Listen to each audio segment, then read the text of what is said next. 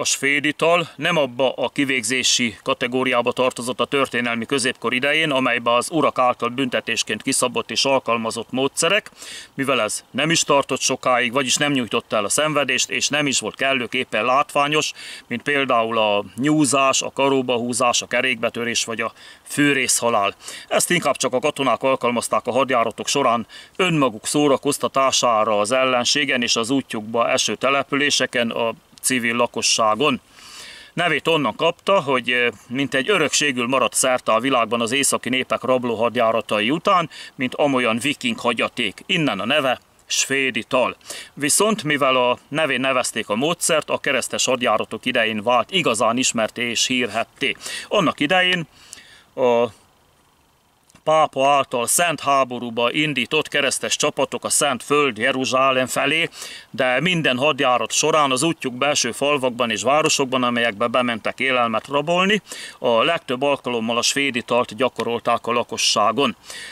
Nagyon sokféle kínzással szórakoztatták magukat az útjuk során, de volt kettő, amelyek a legkedveltebbnek számítottak. Az egyik, amikor vaginába, végbélbe, szájüregbe, torokba forró vizet, sarat, esetleg, ha rendelkezésre állt, forró szurkot öntöttek, gyakorlatilag bármelyik testnyílásba. Orba, fülbe, de a leggyakrabban vaginába és végbélbe.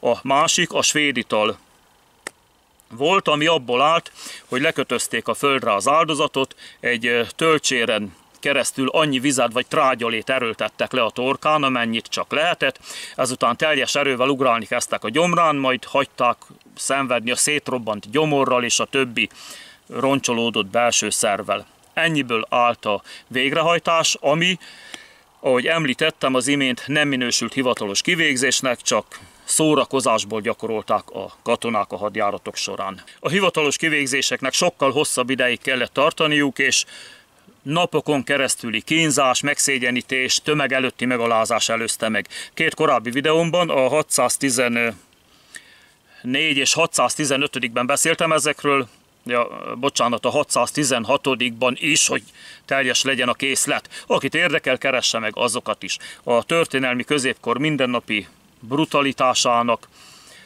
legalábbis a kivégzések módszereinek ismertetését én ezzel a svéd itallal, a negyedik ilyen témájú videómmal be is fejeztem. Köszönöm a figyelmet!